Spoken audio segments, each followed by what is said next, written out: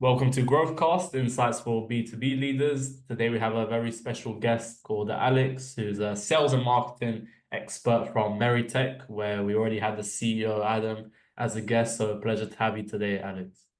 Yeah, thank you, Alex. It's great to be here. It's great to have you as a guest today. For our audience, do you mind doing a brief introduction around yourself and how you got to today? Yeah, I'll try and keep it brief. Meritech is an organization. I joined 2 years ago as head of sales and marketing. Ultimately, Meritech, our workflow automation partner. Essentially, we've worked in the public sector for the last 29 years and been very successful at that, working with local councils, local authorities, that sort of thing, and Department of Education to streamline their processes as a tech partner, essentially. So more recently, we've then pushed that into the private sector. So we focus on kind of construction, manufacturing, engineering, and some professional services organizations to really help them look at their processes and streamline what they're doing to create that greater efficiency with our technology. Yeah, that's fantastic. And what's your role at Meritech? I know you're head So in my sales. Yeah, so my I guess in an organization like Meritech, everyone gets stuck in, everyone wears various different hats. But essentially, as head of sales and marketing, I was brought in to really help us push into that private sector, put the foundations in place that we could then ultimately build on and push into the sectors that we want to play in. Before I joined, the business had been grown through word of mouth, so there was no sales and marketing function, if you like. A lot of the success had come from dealing with one council, and that led to another council, etc. The technology speaks for itself once it's in place, and the customers are really, really happy with the experience that they get with work with Meritech. But we realised that we needed to just build a solid platform for us to then push into the private sector because it's a slightly different market. And I guess that's where my experience comes from over the last, nearly 24 years now working in sales and marketing. Yeah, of course. No, that's really interesting. And typically, like kind of like you mentioned, when a head of sales and marketing comes into place, a business has had a challenge of growth. I know I briefly touched upon it with Adam, but do you mind sharing a brief light on the main reason you were brought in? Of course, besides the word of mouth, but actually what you did in regards to expanding sales and marketing for Meritech. Yeah, I think it's safe to say that they didn't really know what they didn't, they don't know what they don't know, you could say.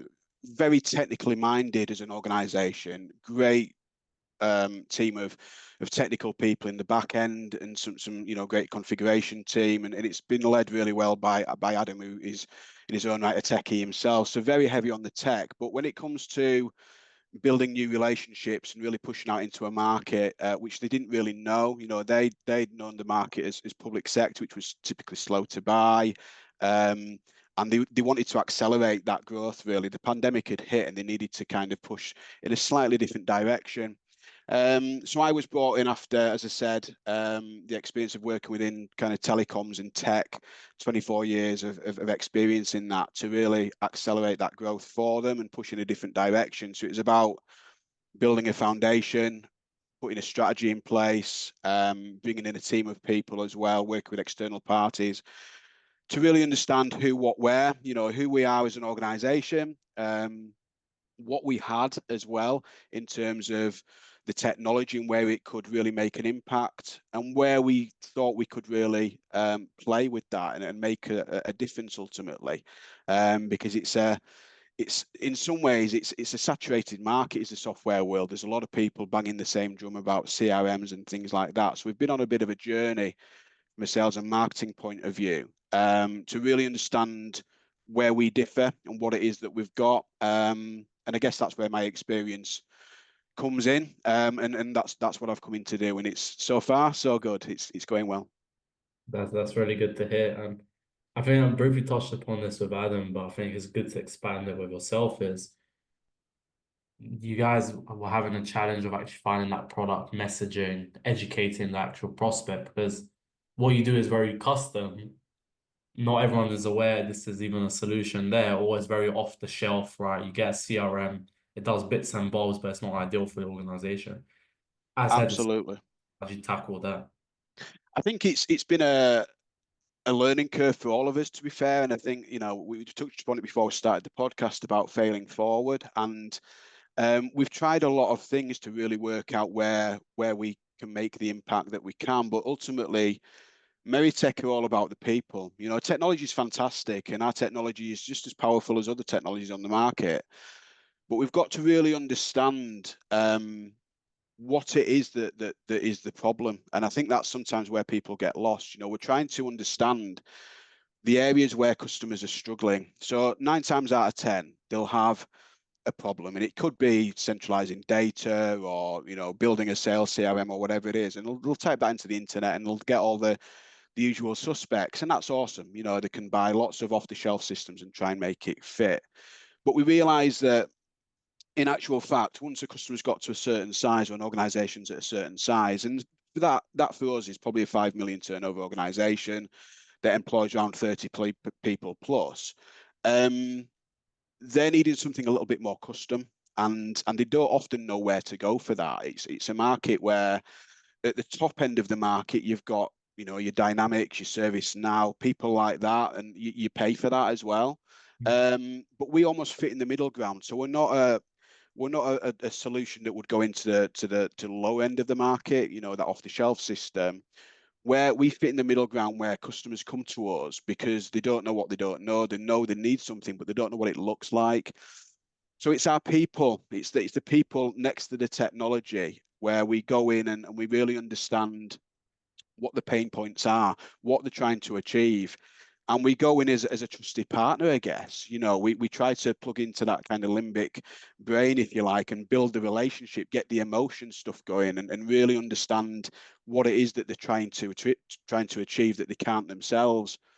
So our professional services come into play there, and we work hand in hand to really learn where you know where they're struggling. We listen to the problems and then we build a solution. So the technology itself is more of an enabler for that change. You know, it's capable of many things. It's a low-code platform, which means it's incredibly agile. But until we really understand what people need and what the pain points are, it's very difficult for us to put a solution in place. So to try and market that, we had to really think long and hard, really, and we've failed forward with that, as I said, in terms of playing about with, do we productize what we do? Do we go into the market a bit more jovial and, you know, sack the spreadsheet, X the Excel, all that type of stuff? Because many businesses have still got, you know, a lot of spreadsheets around the business, which is ultimately what they're trying to get away from. Or do we go from the top end of the market and try to be a little bit more professional, if you like, and just use a different message? But we kind of we landed in the middle of it's time to make your workflow, because it's a kind of play on words, and that's what we've really started to push out, that we are very people focused. It's all about the relationship for us. We're not trying to win high volume, you know, and low margin. It's about finding the right customers that align to us and our values and our molds and how we want to do business.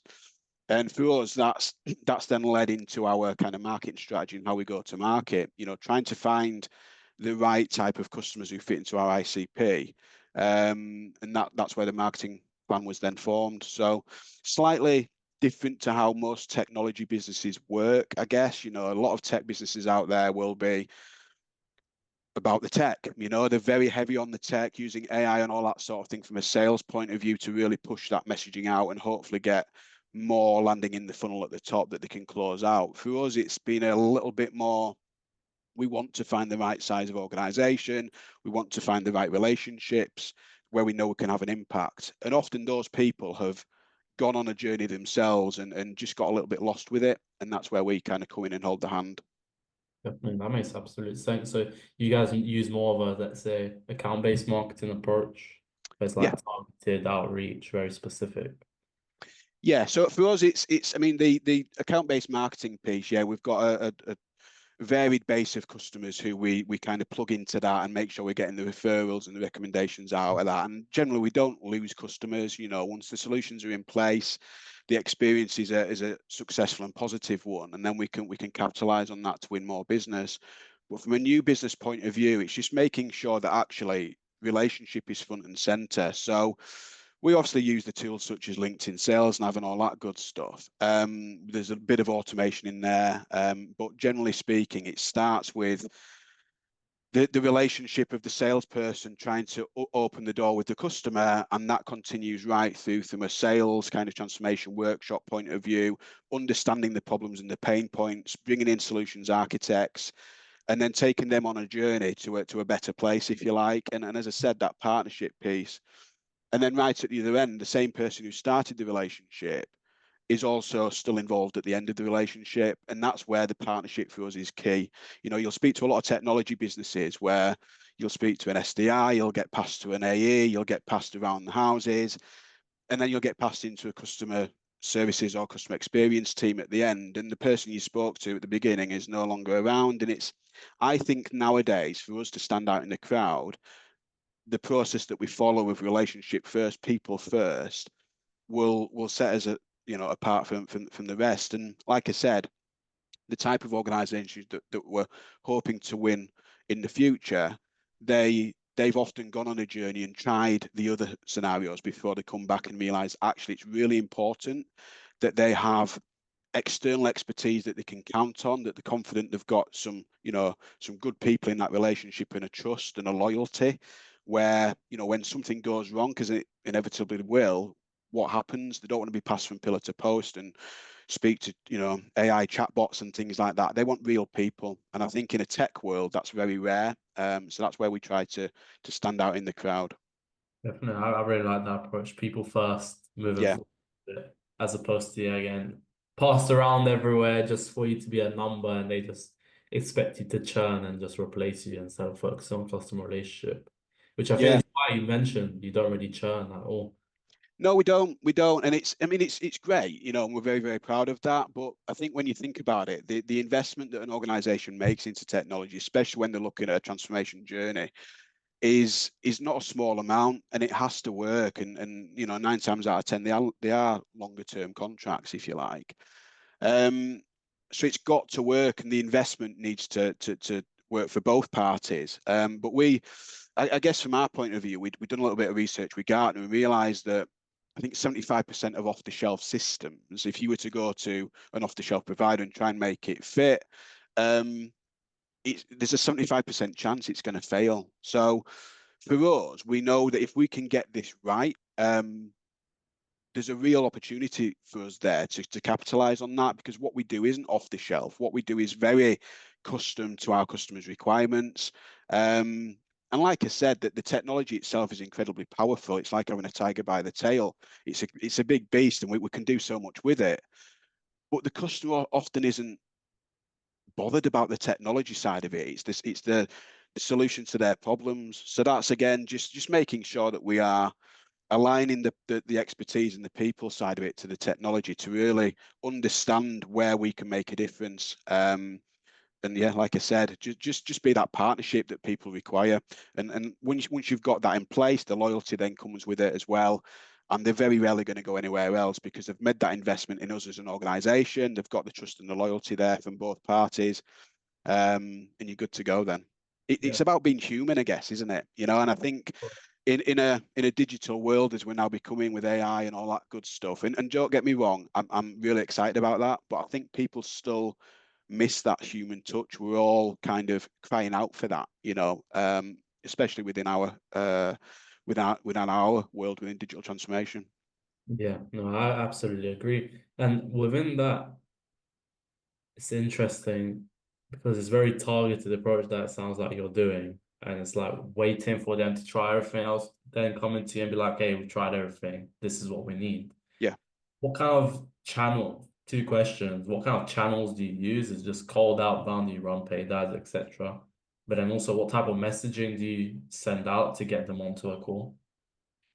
We've tried a few things, and listen, sales is all about conversations. It's all about relationships and people. So we've tried various things. Networking has been a real success story for us. So getting out into our local communities, being present, being the experts in the room, if you like, when it comes to this sort of thing, and taking the advice of people who have potentially looked at other things and it works for them, and that's great. We don't try to be anything we're not. We did try to go down the route of playing against the usual suspects in the CRM world, and then we kind of pulled back from that because we realized it wasn't quite what what we wanted to be, and ultimately who we are. And I think for us to try and get across who we are, it it was quite difficult, and I feel more recently we've got that nailed. But the methods that we're now using is outbound. So from an outbound point of view, we're using the LinkedIn sales nav thing to really focus down on the ICP. We obviously enrich the data that we get, and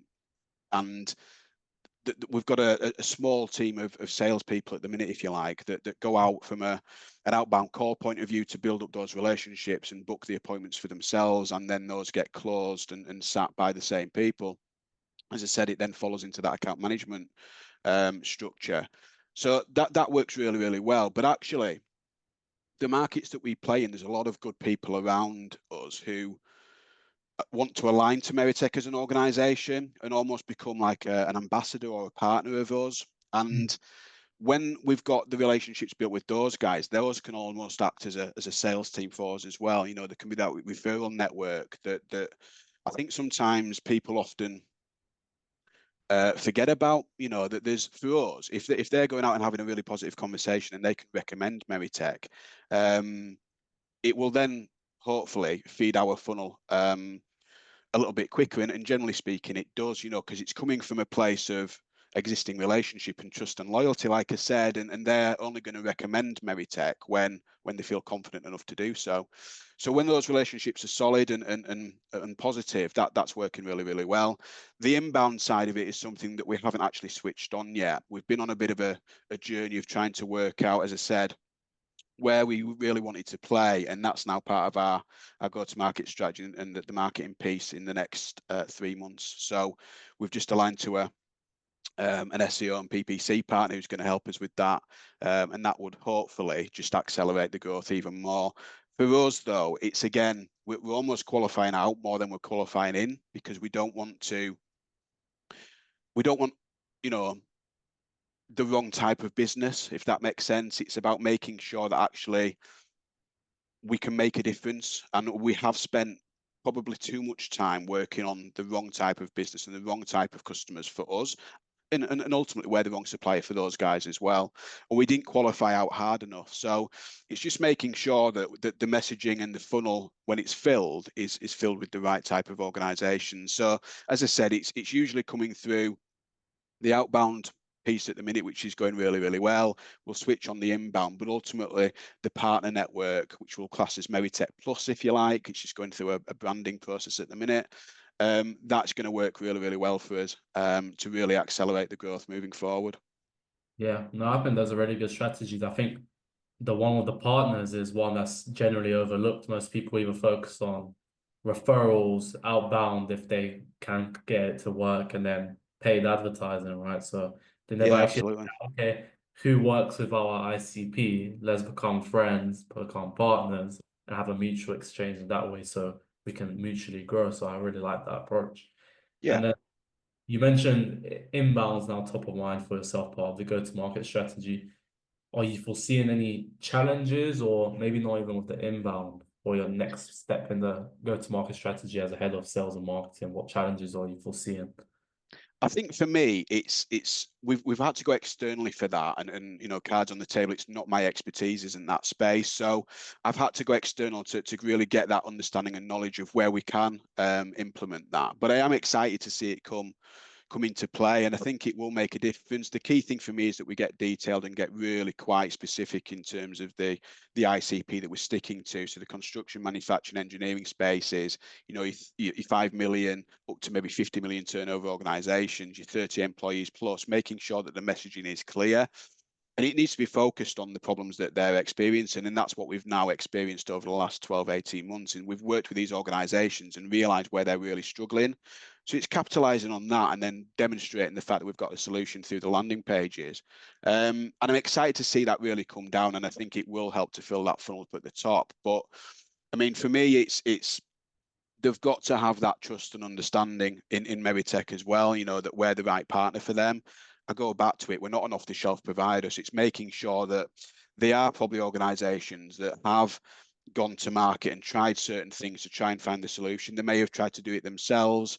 And I think there's a lot of noise in the marketplace as well about, AI and generally digital transformation. Sometimes, you could have a really successful organization turning over several million, but they don't really know where to start. They're just lost in the noise. So again, it's about simplifying that message and making sure that actually they can see that we are a trusted pair of hands. We're a partner that's going to hold the hand and ultimately, hopefully over time, create that loyalty, which will then lead on to more customers coming through the funnel. But yeah, I mean, for us, like I said, it's about filling the funnel, but also making sure that they are the right type of organizations. And if I look over the last kind of dozen deals that we've done, I think 10 of them signed up, so it's probably an 83% average close rate. It's very high. Yeah. But that's because we take our time. We don't just take everything, and we know that actually we only want the business where we know we can make a difference. And where we can't, we'll be honest about that, and we'll tell the organizations that we're speaking to. But again, it's going back to that. We need to qualify out harder, if you like, in terms of it's not the right fit for us or you. Speak to these people because they'll be a better fit. So it's that honesty and that transparency, I think, that really works I well. think clients appreciate that because then they trust you more as a salesperson as well. Because Yeah, there's a typical salesperson that just tries to sell the dream, right? And then yeah, customer success deals with it later. But I think with your system is like the salesperson will be customer success later on, so you can't really sell the dream. So you have to be exactly. Yeah, with them. I really like that. And then, of course, that was a very marketing heavy. With the actual sales process, you mentioned 83% close rate. That's fantastic. Most yeah, people for 20% close rate. So yeah. that's just compliments to yourself. What have you done with the sales team to be achieving that kind of close rate? Of course, relationship must be one, but I doubt that's the only tool in the toolbox really to get that close. Yeah, I guess it goes back to that the customer experience, the customer journey. So from the first call that they make, right through to the kind of follow-ups and all the good stuff that you would expect. The first kind of protocol is the discovery session. So that's making sure that we've got an understanding of their problems and their requirements. And if it is something we can work with and they're happy with us, we'll then move on to a transformation workshop.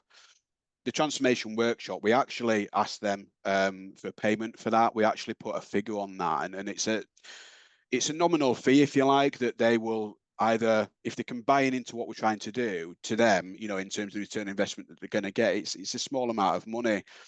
But that gives us the buy-in at the start of the journey rather than at the end of the customer, the sales cycle, if you like. So we've got them at the first part, and that's kind of giving us that idea that actually we've got somebody who's committed. The transformation workshop is then incredibly valuable, and we take them through quite a detailed report and a proposal before obviously signing the business and putting them through to projects. And I think it's that often gives people the confidence, which is why if we can get the commitment at the beginning of the journey, it's 9 times out of 10 that they were going to sign at the end of the journey. Now, we're not trying to rush that journey either, by the way. It's not a case of, right, we need more and more and more as quickly as possible. It's a case of let's make sure that we are breaking down the problems and dealing with each individual process, if you like, as a single process. And over time, those single processes are looked at maybe 2 or 3 at the same time, which ultimately form a foundation for us to build on from a technology point of view, but also from a relationship point of view. But I think that process, from lead generation right through to close one and then into account management is a big part of why we're closing the business that we are, simply because it's focused on relationship rather than a quick win and we'll move on to the next one. It's focused on creating relationship first, people first, creating that trust and that loyalty, so that actually we know the technology is solid, we know that it's very powerful, we know that it's capable of many things. So when they're coming to us and saying, look, we need to create this custom solution, we've got these manual processes, we need to achieve this. When we're demonstrating the art of the possible and we can take on that journey, the confidence is right there from the start. And usually they've bought in, well before the actual contract gets signed. Yeah, of course, absolutely. I really like that approach. And then finally, for our guests to wrap up, what would be one piece of advice or one final thought for them in terms of growing their business? I think especially within our organization, because we are capable of so many things, it's easy to get distracted, or you'll engage in conversations with customers. Can you do this? Can you do that? And it's easy to kind of go out of your lane, if you like. So I would say stay in your lane. Surround yourself by good people, and that's what we've got here at Meritech, and the community that we've created around us as well. Some great ambassadors there. Um, but I'd say never be afraid to fail. I think that's the thing, that you've just got to try these things and fail forward. I've learned a lot from the decisions that we've made that didn't actually quite work out, and that set us up well for the future. But always stay true to who you are. Everybody else is taken, if you like to be yourself. And I think that's the thing. Know who you are, where you're going to go, and where you want to play, but the impact that you can make, and ultimately why you're doing it. Because for us, we don't want to be that off-the-shelf provider. We don't want to be just like everybody else. We want to stand out for doing the right thing by the customers and create some long-term relationships. So that's why we do it. We know the impact we can have, and we know that our customers come to us for our expertise that they don't have. So I think that's just stay true to who you are, because we could get caught up in a net of many other providers who are just out there to make a few quid, and that's great. We all want to have successful businesses, but for us, that's the business that we're trying to create, of some solid relationships and hopefully a successful future. That's fantastic. No, really appreciate the time, Alex, and for the episode and being a guest.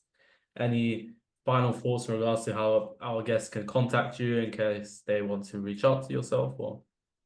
Yeah, no, do you know what? I've really appreciated the opportunity, so thank you for that. And I'd obviously love to connect with anyone who feels that there's some alignment there with either myself or Meritech. You can find me on LinkedIn. I'm fairly active on there most days, so by all means, find me on LinkedIn. UK process expert, I think the tag is. UK business process expert is my tag, and yeah, Alex Abbey is the what you need to be searching for. But yeah, I'd love to connect with anyone that's on there. Definitely. I'll make sure I send the link in the description as well so people can check you out quite quickly and listen to your processes. But again, pleasure to have you on as a guest today, and that's it for today's episode of Growthcast. Good man. Thanks, Alex. There you go.